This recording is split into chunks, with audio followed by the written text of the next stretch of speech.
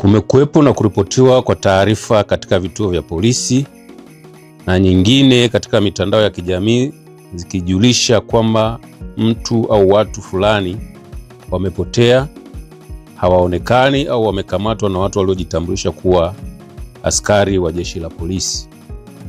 Jeshi la polisi linapopata taarifa hizo huanza uchunguzi wa kukusanya ushahidi kutoka vyanzo mbalimbali ili kupata ukweli wa taarifa ya nini kilichotokea, kwani hauwezi kusema moja kwa moja kuwa mtu aliyeripotiwa kupotea, kutekwa, kulazimishwa kupotea au kuuawa bila ya kupata au ya kumpata anayedaiwa kupotea na ushahidi wa kudhibitisha taarifa hiyo ya nini kilichomtokea. Kama alitendewa uhalifu, ni nani wahusika kulingana na sheria, kanuni na taratibu. Vile vile, kwa mujibu wa kifungu cha 117 cha sheria ya ushahidi sura ya 6 marejeo ya 2022, marejeo ya mwaka 2022 na kifungu cha 161 cha sheria ya ndoa sura ya 29 marejeo ya mwaka 2019, dhana ya mtu kuchukuliwa kuwa amekufa inapaswa kudhibitishwa na mahakama baada ya miaka 5 kupita kulingana na vielelezo na ushahidi utakaowasilishwa. Katika matukio ambayo yameripotiwa katika vituo vya polisi na uchunguzi wa kina kufanyika na walioripotiwa kupotea kupatikana wakiwa hai na wengine wakiwa wamekufa, hadi sasa ushahidi kwa baadhi ya matukio yameonyesha sababu zake ni kujiteka, wivu wa mapenzi, imani za kishirikina, kugombea mali, kulipiza kisasi, kwenda nchi nyingine kujifunza misimamo mikali na kukimbia mkono wa sheria baada ya kufanya uhalifu. Miongoni mwa matukio hayo ambayo yamethibitishwa kwa sababu hizo ni pamoja na tukio la hivi karibuni linalomhusisha Sheikh Zuberi Said Nkoko, miaka 53, mwalimu wa dini na kiongozi katika taasisi ya Islam Foundation iliyopo mkoani Singida, ambayo pia inajishughulisha na shughuli za kuchinja wanyama. Katika tukio hilo, kupitia vyombo mbalimbali vya habari ikiwemo mitandao ya kijamii, kulisambaa taarifa za kutekwa kwa shehe huyo na watu aliowataja au waliotajwa kuwa ni askari wa jeshi la polisi tarehe 2 mwezi wa 6 2025 saa 5 usiku akiwa na kiasi cha fedha taslimu shilingi za Kitanzania milioni 42. Taarifa ya kupotea kwake pia iliripotiwa polisi. Baada ya uchunguzi, ilibainika kuwa Sheikh Zuberi Said Nkoko hakuwa ametekwa, bali alitengeneza tukio la uongo la kutekwa ili kukimbia madeni aliyokuwa akidaiwa na watu mbalimbali. Majina yao yamehifadhiwa kwa sababu za kiuchunguzi, yenye jumla ya shilingi za Kitanzania milioni 521 na laki 5. Sheikh Zuberi atafikishwa mahakamani baada ya taratibu za kisheria kukamilika.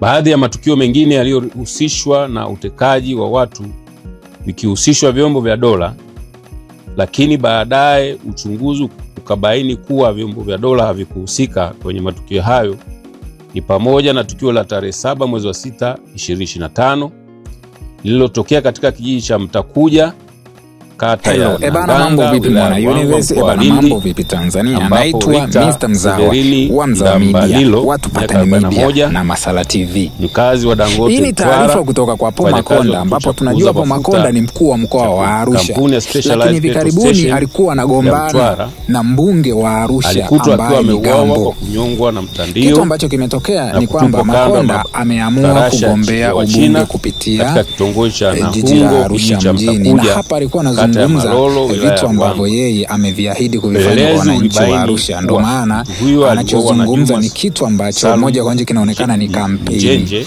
Kwa hiyo anapiga chini uongozi wa nafasi aliyonayo ya mkuu wa mkoa na kwenda kugombea ubunge. Lakini amepewa nafasi, na kumbuka Rais wa Jamhuri ya Muungano wa Tanzania Dr. Samia Suluhu Hassan alizungumza, yule ambaye ana nia ya kugombea atupishe aenda akagombea, akirudi tutamtafakari. Na watu sasa ndio kitu ambacho kimefanyika kwa Paul Makonda. Kwa hiyo Paul Makonda yuko tayari sasa hivi kwenda kujipanga kwa ajili ya kugombea ubunge katika jiji la Arusha. Ni mimi na wewe mtazamaji Mwana Universe, tuzidi kufuatilia tuone kipi ambacho kinaendelea hapa nchini Tanzania na nje ya Tanzania, migongano ya kisiasa na mambo mengine ndani na nje ya nchi. Naitwa Mr. Mzao. Naomba nikualike kusubscribe katika channel yetu Mzao Media. Subscribe Tupatane TV, na pia tunakuomba tuunge mkono katika channel yetu mpya inaitwa Masara TV. Lakini pia usahau kutufollow katika mitandao mingine ya kijamii, mfano Facebook kwa jina la Cheka na Mzawa, Facebook kwa jina la Masara Gani, Instagram na TikTok kwa jina moja tu, Mr. Mzawa. Asante, naomba nikutakie siku njema. Wake ulipokutwa kwenye shimo hilo la maji taka baada ya upelelezi wa jeshi la polisi kufanyika. Watuhumiwa hao walikamatwa na kufikishwa mahakamani. Pia tarehe 11 mwezi wa 11 2024 litokea tukio lililomhusu Bwana Deogratias Tarimo, mkazi wa Kibaha, mkoa wa Pwani, ambaye alionekana kwenye picha mjongeo au jongefu akipambana na watu waliotaka kumteka, ambao hata hivyo walishindwa kutekeleza adhima yao hiyo. Taarifa zilizosambazwa kwenye mitandao ya kijamii kuhusiana na tukio hilo zilisema kuwa waliokuwa wanatekeleza uhalifu huo ni askari polisi. Uchunguzi ulibaini kuwa waliohusika sio askari polisi na chanzo cha tukio hilo ni wivu wa mapenzi. Watuhumiwa 6 walikamatwa na kufikishwa mahakamani. Aidha, tarehe 24 mwezi wa 8 2024 katika kijiji cha Haiderere, kata ya Haiderere, tarafa Haidom, wilaya ya Mbulu, mkoa wa Manyara, Saulo Samuel Baloho, miaka 44, mkazi wa Haiderere, alitoa taarifa ya uongo kwa kutumia simu ya mkononi kuwa ametekwa tangu tarehe 22 mwezi wa 8 2024 na watu wasiojulikana na kumpeleka Karatu, mkoa wa Arusha, kwa lengo la kumtoa figo.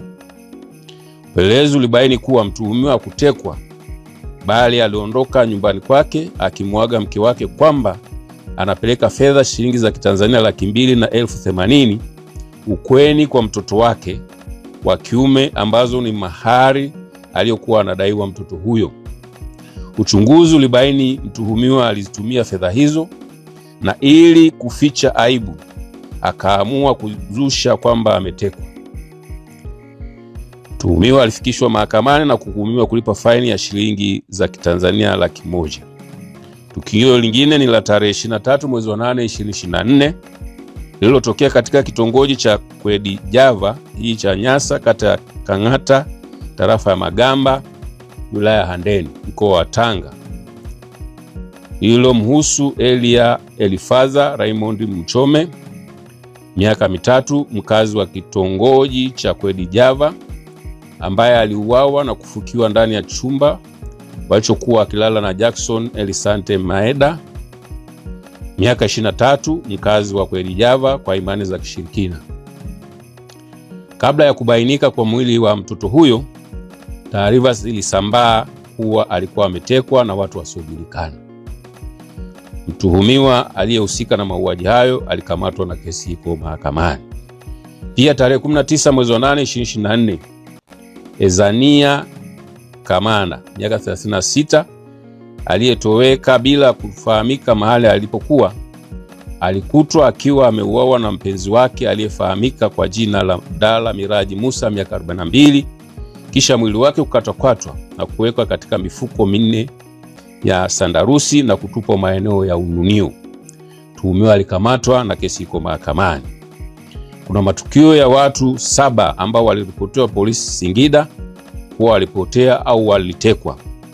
Uchunguzi ulibaini tarehe 8 mwezi wa 8 2024 uchunguzi tarehe 8 mwezi wa 8 2024 ulibaini katika kijiji cha Chalunyangu, kata ya Makuro, tarafa Mtinko, wilaya ya Singida, mkoa wa Singida, watu hao ambao ni Samweja Sifaeli Saidi miaka 22 na wenzake 7 waliuawa kwa kukatwa sehemu mbalimbali za miili yao, kisha kunyofolewa au kutolewa baadhi ya viungo vya miili yao na kufukiwa kwenye mashimo tofauti tofauti na waganga wa kienyeji waliofahamika kwa majina ya Saidi Haji Msanga miaka 24, mkazi wa kijiji cha Migungu, pamoja na Kamba Kasubi miaka 34, wakishirikiana na wenzao 12. Aidha, baada ya ufuatiliaji ilibainika miili mingine 3 iliyofukiwa wilaya ya Chemba mkoani Dodoma na kufikisha jumla ya watu 10 waliouawa na watu hao. Kabla kubainika miili yao, taarifa zilisambaa kuwa watu hao walikuwa wametekwa na watu wasiojulikana. Watuhumiwa 13 walikamatwa. Kesi iko mahakamani. Tarehe 31 mwezi wa 7 2024, wafanyabiashara wawili wa wilaya ya Songea mkoa wa Ruvuma waliofahamika kwa majina ya Ray James Hiera na Riziki Mbarara Mohamed walidaiwa kutekwa baada ya kutoonekana kwa siku kadhaa bila taarifa, huku simu zao zikiwa hazipatikani. Upelelezi ulibaini kuwa watu hao waliuawa na mganga wa kienyeji aliyefahamika kwa jina la Mtila Msua Ausi miaka 29, mkazi wa Lugunga, wilaya ya Tunduru, katika pori la Mdingula, uwanja wa ndege, kwa kuanywesha sumu na yeye kuchukua pesa kiasi cha shilingi za Kitanzania milioni 15 ambazo marehemu alibeba na kwenda nazo kwa mganga huyo ili ziombewe dua. Watuhumiwa 3 walikamatwa. Kesi iko mahakamani. Tukio lingine ni la tarehe 3 mwezi wa 7 2024 lililoripotiwa likiwahusu watoto wawili, mmoja miaka 12 aliyekuwa mwanafunzi wa darasa la 7 katika shule ya msingi Busenga, na mwingine miaka 8 aliyekuwa mwanafunzi wa darasa la 2 katika shule ya Akiba English Medium iliyopo wilaya ya Ilemela, waliojiteka na kupanga nyumba katika eneo la wilaya ya Nyamagana na kuanza kuwapigia simu wazazi wao kuwa wametekwa, wako Buhemba mkoani Mara na watekaji wanahitaji shilingi za Kitanzania 100,000. Watoto hao wanaendelea kufuatiliwa tabia zao chini ya ustawi wa jamii na jeshi la polisi. Hali kadhalika, tarehe 3 mwezi wa 7 2024, John Zefania Mboge, mkazi wa Goba Center, aliyekuwa akitokea benki ya CRDB tawi la Coco Plaza, alikamatwa na watu 7 na kumuingiza kwenye gari namba T 458 DYU Toyota kisha kumpora pesa. Watuhumiwa 7 walikamatwa na kufikishwa mahakamani. Tukio lingine la tarehe 17 mwezi wa 6 2024 lililotokea katika kitongoji cha Kabionda, kijiji cha Mulele, kata ya Ruhanga, tarafa Kamachumu, wilaya Muleba, mkoa wa Kagera, ambapo mtoto aliyefahamika kwa jina la Noela Novat Asimwe miaka 2.5 mwenye ulemavu wa ngozi aliripotiwa kutekwa na watu wasiojulikana. Uchunguzi wa polisi ulibaini kuwa mtoto huyu ameuawa kwa kunyongwa shingo na kunyofolewa baadhi ya viungo vya mwili ikiwemo mikono yote miwili, kisha mwili wake kutupwa kwenye daraja ukiwa umefungwa kwenye mfuko wa sandarusi. Watuhumiwa 9 akiwepo baba yake mzazi walikamatwa. Kesi iko mahakamani. Katika tukio lingine la tarehe 15 mwezi wa 5 2024, mtoto ambaye jina lake limehifadhiwa kwa ajili za kiusalama au kisheria alipotiwa kutekwa katika maeneo ya Manjelwa, Ilomba, wilaya ya Mbeya, mkoa wa Mbeya, na Winfrida Martin Komba miaka 36, mkazi wa Vingunguti, Dar es Salaam, kwa kushirikiana na mama mzazi wa mtoto huyo aitwaye Agnes Jacob Mwalubuli, ikiwa ni njama waliopanga ili kumshinikiza baba mzazi wa mtoto huyo atoe fedha za Kitanzania milioni 20. ili mtoto aachiliwe na watekaji, la sivyo watamuua. Watuhumiwa 3 walifikishwa mahakamani na mtuhumiwa mmoja alihukumiwa kifungo cha miaka 3 jela. Mmoja alihukumiwa ambaye ni mama mzazi kifungo cha nje cha miezi 12, na mama ambaye mtoto alikutwa kwake aliachiwa huru. Tarehe 12 mwezi wa pili 2024, Buki Mdanzi Kizigina miaka 52, mkazi wa Magaoni mkoa wa Tanga, alidaiwa kutekwa na watu wasiofahamika kwa kumajina ya Shilingi Saidi na Halidi Salim Mwarangi baada ya kudhulumiana kwenye biashara zao za dawa za kulevya na kwenda kuficha katika eneo la Putin wilayani Pangani. Watuhumiwa walikamatwa na kufikishwa mahakamani na Buki alipatikana akiwa hai. Vile vile tarehe 6 mwezi wa 11 2023, ilitokea tukio katika kijiji cha Kemondo wilaya ya Bukoba mkoa wa Kagera, likimhusisha Amri Abdullahani miaka 21, mkazi wa Kashai manispaa Bukoba, aliyejiteka mwenyewe kisha kutengeneza taarifa na kumdanganya baba yake mzazi kuwa ametekwa, lengo likiwa ni kujipatia shilingi za Kitanzania milioni 5. Uchunguzi wa polisi ulibaini njama hizo na mtuhumiwa alikamatwa na kufikishwa mahakamani na alipatikana na hatia na kuhukumiwa kifungo cha nje miezi 12. Tukio lingine ni la tarehe 15 mwezi wa 7 2019, lililotokea Geza Ulole Kigamboni, ambapo mfanyabiashara aliyefahamika kwa jina la Hamisi Saidi Luongo miaka 38 alimuua mke wake aliyefahamika kwa jina la Naomi Marijani miaka 36, kisha kuweka mwili huo ndani ya shimo alilochimba katika banda la kufugia kuku lililopo nyumbani kwao na kuchoma kwa kutumia magunia 2 ya mkaa, na baada ya mwili huo kuteketea alichukua majivu akayaweka kwenye mfuko wa plastiki na kuondoka nayo kwa kutumia gari lake na kuwapeleka shambani kwake mkoa wa Pwani, kisha kuyazika na juu yake alipanda mgomba. Kabla kubainika, mtuhumiwa huyo alisambaza taarifa kuwa mke wake huyo ametoweka na hajulikani alipo kwa kipindi kirefu. Baada ya uchunguzi, chanzo cha tukio hilo libainika kuwa ni wivu wa mapenzi. Mtuhumiwa alifikishwa mahakamani na kuhukumiwa kunyongwa hadi kufa.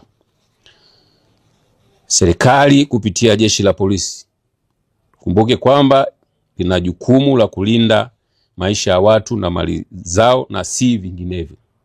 Aidha, matukio yote yaliyoripotiwa yakihusisha watu mbalimbali kupotea, uchunguzi bado unaendelea hadi pale ukweli utakapopatikana wa nini kilichowatokea Watanzania wenzetu.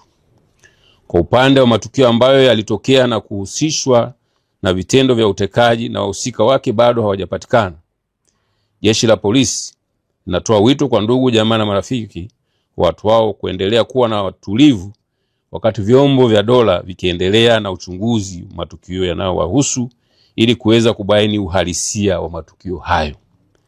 Ikumbukwe kuwa kitendo cha kusambaza taarifa za uongo ni kinyume cha sheria kwa mujibu wa kifungu cha 16 cha sheria ya makosa ya mtandao namba 14 ya mwaka 2015, na adhabu yake kulipa faini ya kiasi cha fedha kisichopungua shilingi za Kitanzania milioni 5 au kifungo gerezani kisichopungua miaka 5 au yote kwa pamoja. Hivyo ni vema wananchi kutoa taarifa za kweli na zilizo sahihi ili zisaidie kupata ukweli wa tukio lililotokea kuliko kusambaza taarifa ambazo hauna uhakika nazo.